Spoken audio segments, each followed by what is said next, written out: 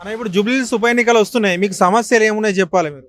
మాకేమన్నా road సమస్యలు ఒకటి, current ఉండాలి. కరెంట్ ఉంటలేదా మీకు? కరెంట్ అప్పుడప్పుడు పోతూ ఉంటుంది.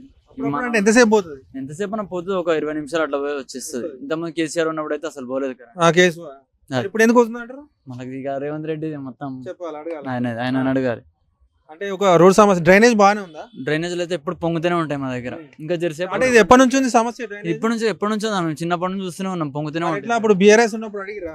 అప్పుడు అయితే ఆయన కొంచెం చేసిండన్న, ఇప్పుడు మళ్ళీ అదే చేస్తున్నాడు. మళ్ళీ స్టార్ట్ అయింది. మళ్ళీ స్టార్ట్ శాశ్వత పరిష్కారం ఏంటి చెప్పండి. వర్షం పడితే కంపల్సరీ డ్రైనేజ్ వస్తుంది అన్న. దీనికి లాకుండా ఏం చేయాలి? రాకుండా అంటే ఇక వాళ్ళే చేయాలి, ఏం చేయాలో ఇది వాళ్ళకే తెలుస్తుంది. మీకు ఇల్లు ఉందా? సొంత ఇల్లు ఉందా? సొంత ఇల్లు ఉందన్న, అదే సొంత ఇల్లు. రేషన్ కార్డు ఉందా?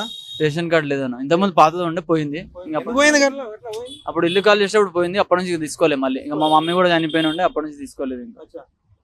ఇప్పుడు మాగంటి సునీత గారు వాళ్ళ భర్త చనిపోయిందని ఆమె పోటీ చేస్తున్నారు, నవీన్ యాదవ్ పోటీ చేస్తున్నారు. ఎట్లా ఉంటుంది ఇద్దరు మధ్య? పక్క అయితే టీఆర్ఎస్ అన్న, టీఆర్ఎస్ కంపల్సరీ.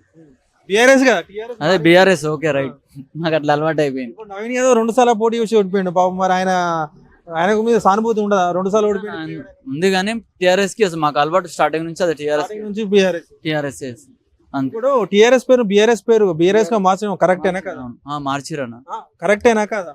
కరెక్ట్ అంటే టీఆర్ఎస్ బాగుంది కానీ బీఆర్ఎస్ కంటే టీఆర్ఎస్ బాగుంది కానీ బీఆర్ఎస్ అంతా మళ్ళా చాలా మంది మళ్ళా మాట్లాడాలి కదా దాని గురించి, అందరి నోట తిరగాలి మళ్ళీ.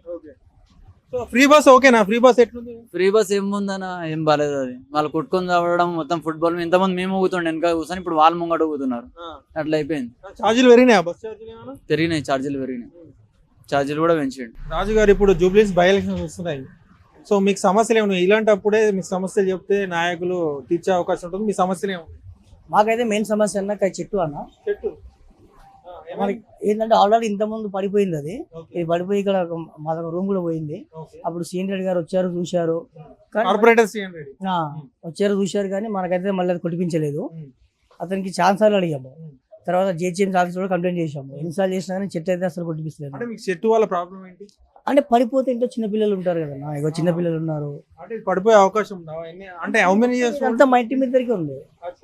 దాదాపు ఒక 30 years ఈ మండలానికి సరిపోతుంది, ఒక మండలం.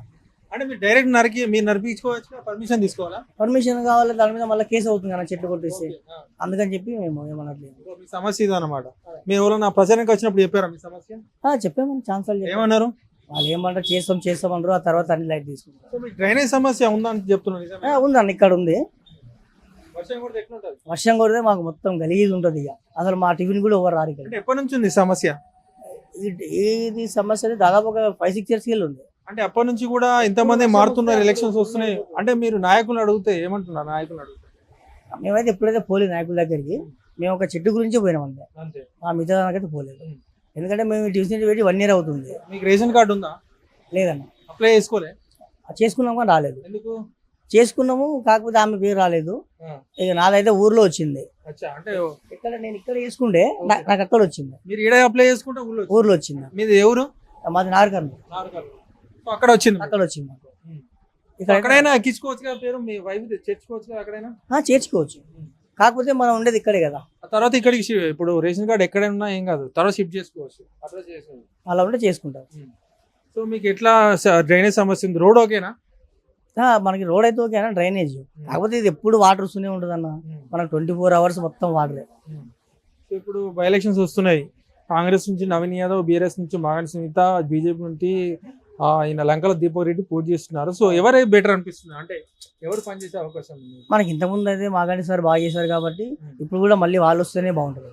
అంటే ఇప్పుడు వాళ్ళ గవర్నమెంట్ లేదు కదా. అంటే గవర్నమెంట్ లేకపోయినా ఇక్కడ కొంచెం అభివృద్ధి చేశారు కదా. విషయం ఏంటంటే మాగంటి సునీత ఇప్పుడు ఎవరితో కూడా మీడియాతో మాట్లాడలేదు. కేవలం ఏదో ఒక ఛానల్లో ఇంటర్వ్యూ ఇచ్చింది అంతే తప్ప. అంటే ఆమెకు ప్రజా సమస్యలు తెలియదు అని చెప్పేసి కాంగ్రెస్ వాళ్ళు అంటున్నారు. అంటే సార్ మీద సానుభూతితోటి అలాగా. అంటే నవీన్ యాదవ్ కూడా 2 సార్లు ఓడిపోయింది, ఆయన కూడా సానుభూతి ఉండొచ్చు కదా. అంటే వాళ్ళ గురించి చెప్పాలని ఏం చెప్తాను చెప్పాలని. సో మీకైతే మాగంటి సునీత గెలిచే అవకాశం ఉంది అనిపిస్తుంది. అంతే, వాళ్ళే రావాలనుకుంటున్నాను.